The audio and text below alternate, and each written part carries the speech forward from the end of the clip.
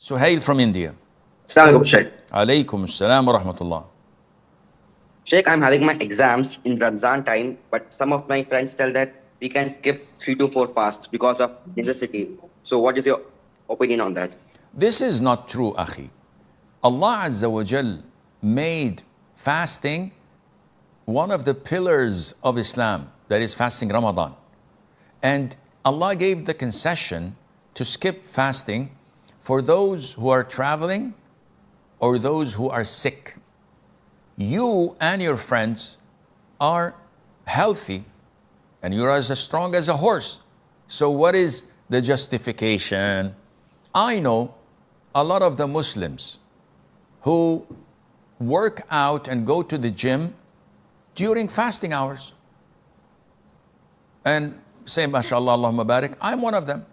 After I finish my Ask Zad program, I go to the gym and work out for about 40 minutes. Business as usual. This is a life routine that we do. Fasting is not something that, is difficult, I can't breathe, I can't. We do our normal jobs and tasks and studies and even working out at the gym. Business as usual. Don't allow shaitan to mess up with your head. The companions used to fight in jihad with spears and swords and physically demanding tasks while they were fasting. No problem. So trust Allah and you'll find things being easy bi'idhnillah, and you will find barakah in the results of your test as well. Taha from Egypt. Assalamu alaikum, Sheikh. Alaikum salam wa rahmatullah. How are you, Sheikh, today? Alhamdulillahi Rabbil Alameen. Inshallah. Well, I have a basic problem, and it's common to the youth from today, okay? Ramadan is in front of our doors right now, but there's still a problem. I'm hearing music still, and the problem is that I tried so many things thousands of times, but it doesn't function in this because I tried so many Islamic ways, and it doesn't work anymore. It works, but it doesn't help you. Yeah, but the problem is it a sign that I'm a bad Muslim right now, or? Well, Taha, yani alhamdulillah, there is good news and there's bad news. The good news is that man by nature is sinful. The Prophet said, alayhi salatu wasalam, kullu bani Adam khata. Every son of Adam is sinful. Yet he said the best of those sinful are those who frequently repent to Allah. So as long as you are falling and rising, sinning and repenting, always have this remorse burning and itching your heart and fearing of Allah's punishment. You never know. While you're listening to a song, your death comes. You'll be resurrected on that state. May Allah protect us. As long as you're remorseful and trying your level best, alhamdulillah, I give you the glad tiding. Allah Azza wa Jal is Ar-Rahman Ar-Rahim Al-Ghafur Al-Ghaffar Al-Tawwab Al-Kareem Al-Latif Al-Halim. So Allah is the most forgiving, most merciful, most compassionate, the one who guides people to repent and accept their repentance, the most subtle, the most kind, the most generous. All of these names tell you that Allah is waiting for you. Come. This is the good news. The bad news is that this is a test from Allah. And I had a Jordanian teacher when I was in high school, ages ago. And whenever we spoke to him about the results of the test, he would say in Arabic that the students are of two types. واحد بنجح والتاني بنجحش. And in Arabic, you know what that means. One would pass and one would fail. But bin jahish is the son of a mule also. So, up to you. The bad news is, it's in your hand. You're a grown-up boy. I will not take your hand to the toilet for you to answer the call of nature. You can go on your own. And likewise here. When it comes to temptation, when it comes to music, when it comes to even greater haram. No one is excused by saying, Wallah, I've tried everything.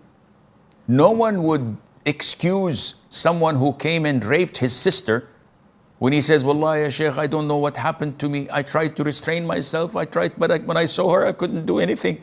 So forgive me. He said, yeah, you're right. I forgive you. You're not nuts. This is crazy. So he's not excused and pardoned for his sin. Likewise, you are accountable for the choices you make. May Allah Azza wa Jal make this Ramadan the best Ramadan you've ever witnessed in your life. And may this be the turn and point where you, inshallah, just draw the line and say enough is enough. Mert from Germany. Alaykum salam wa rahmatullahi wa barakatuh. May Allah bless you, Sheikh. And you? Sheikh, I have a question regarding marriage. So I live in Germany, and I learned from you that the best way or a very good way to marry is to do it with the help of the family. So my mother introduces me to someone, or my mother knows other women, and they talk and they introduce each other. So I also I think personally that's a very good way, but sometimes I think it's not possible. So, for example, I see a girl in the school, maybe at work, maybe outside, and I think she's attractive or maybe modest Islamically. And of course, I don't know her father or I don't know her family, and my mother also doesn't know her family. So it's not possible directly to go to the family. So I thought, and I heard from many people, that you just go to her in a good manner and say, Salam, I have good intentions, that you want to marry someone or maybe get to know someone, and then you need the number of the father in order to get to know each other. So is this permissible if I don't know her family and if I'm not flirting and just straight to the point that I want the number of the father, Sheikh? May Allah bless you. Mert, do you have a sister? Yes, she's 5. Okay, if she were to be in high school or in university and someone approached her like this, would it be fine with you? Wallahi, Sheikh, I do what you say. No, you tell me. Like, if it's really modest and he just only wants to How get do you to know know? the father. How do you know? Your sister comes to you and says, Wallah, my brother, a very handsome man, came to me today at school and said to me, you are very beautiful and I want to get married to you, so can I have your father's phone? And I was bashful, I did not respond. What do you think I should say to him tomorrow? What would you say? So if he says like you're beautiful, of course it would be problematic. But like if you only have good intentions and only want to marry, maybe I would say yes. How do you know? Yani someone who sees a girl randomly in the uni or at school and he likes how she looks.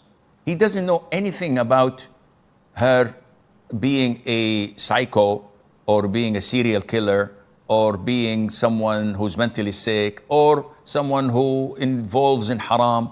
He just sees the outer shell and he's fine with it.